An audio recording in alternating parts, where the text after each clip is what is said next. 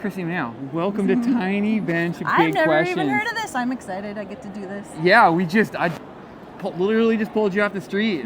Trade show. Trade show floor. Trade show floor. So I have been inspired by your career for a long time in my career. So what you've accomplished is incredible. A lot of stuff. So let's just jump right in. Big question. Of all the things you've accomplished, what are you most proud of? I'd say the Chuckanut 50K. Okay.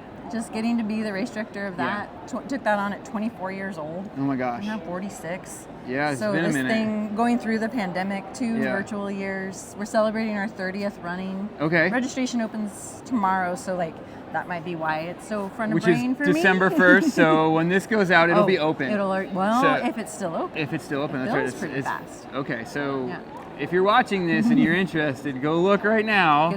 Hopefully get on the wait list. We'll see. And you get on the wait list. I believe in you. Trash talking there. All right. So what is the race? Tell us. It's 50K. It's 50K, pretty famous. It's the oldest no big deal. It's the oldest ultra in Washington State. Okay. And it's 6 miles out on the interurban. Super cruisy. Yeah. Everybody's like, oh, this is so easy. That's all I have to do on the way back.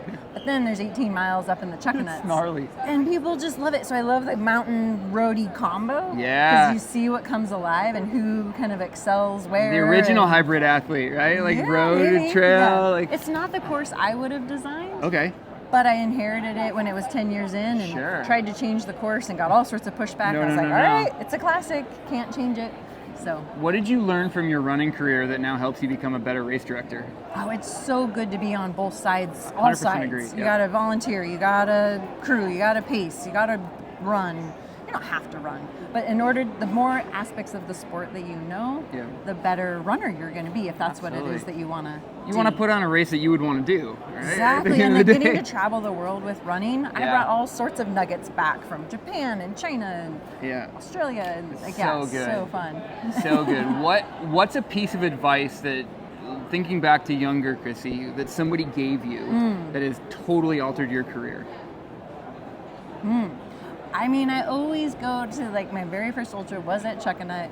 I was 22 years old, and my mom crewed me. So here's this 22 somewhere in there, young female, where mom has wants to have a say, and she's a nurse, worked for a doctor, and the doctor said women shouldn't be running at that age, not that distance. This is 20 years ago, but still that even then. And so she was like, if there's anything wrong with you at any aid station, I'm pulling you. Yeah. So I came into every aid station, didn't matter what I felt like. I was the biggest smile, oh my gosh, hi mom, everything's great. And I had to come over IT band. Yeah. It was the furthest I'd ever run. All these things are happening, but that smile, having to smile to get to stay in it. Yeah. Kept me in it. So that's wild. I wonder. Go back to that lesson. I mean, there is that psychological side of if you force yourself to smile, it changes things. So I wonder, looking back, how much do you think that forcing yourself to smile affected your results, winning stuff? If anything, it reinforces why we do this. Yeah. Because if you're out there and I've witnessed that kind of hating experience. Get out of here.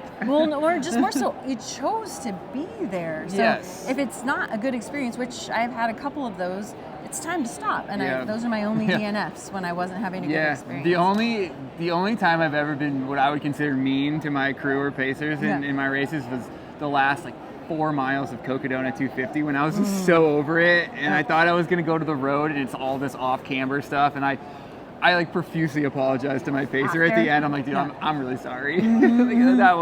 We were so close, and I just was done. Was it his fault or something? No, I just wanted to be done, and I was kind of rude. So I still feel bad about that.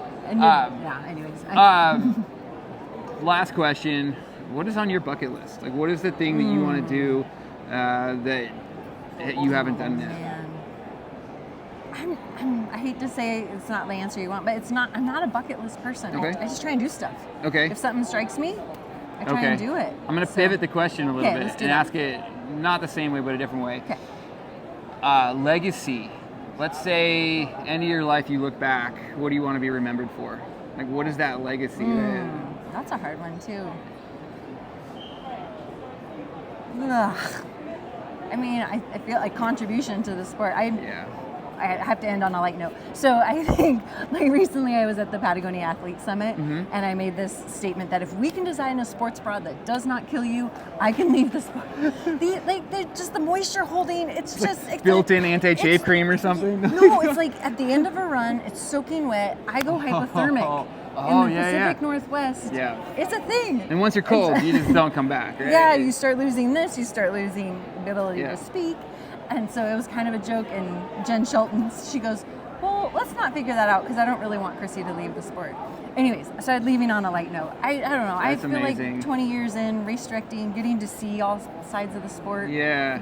Early Montreal days, like building the only brand that sponsored trail running. Yep. It's just kind of cool to reflect on all of that. Is that a legacy? It's so good. And well, you know, from looking at things, like one of the youngest people ever to do Grand Slam, West States, and all of this stuff. It's just, thank you for your contributions to trail running.